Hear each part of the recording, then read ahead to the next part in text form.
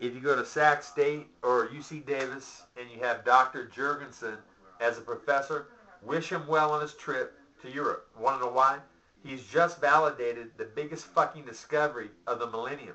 That stevia safely splits the H2O molecule apart inside a blender, turns into hydrogen gas, alright?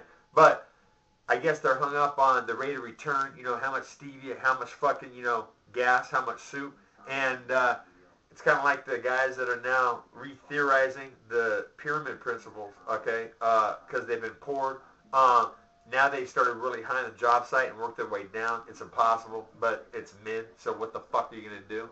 And to protect Dr. Jorgensen, if you're a student at Sac State, UC Davis, or actually anywhere, could be another country, get stevia, have a professor see it turn water into a white, bubbly soup. Have water burst apart, triple in size if you put enough stevia, okay?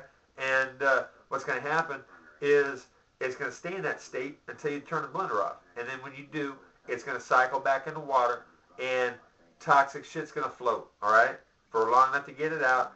And that's where I come in down the road, retiring you and your entire family, okay? If I can make the fountain of youth and drink it and actually hang with 20-something savage fighters in professional fights, and I'm 15 years older, you know what? There's something to it. If I can eat like a pig and, I can have a flat stomach, there's something to it. If I could have muscle pulls and muscle tears, that would sideline most people, okay? But actually make it so my body, when it's warm, gives greater output than I did in my 20s, there's something to it. And at $1 a gallon, selling to each and every person in the United States, 1 gallon a day, okay? It's going to be more than that. That's 110 billion a year. So how many of you right now listening were that retired, okay? This isn't a joke. I mean, I didn't come out and say all the things that I did about what stevia turning water into a potential forever fuel actually meant, okay? It's going to be a lot of money, and the sooner it happens, the sooner it's going to be a better place for everybody to live.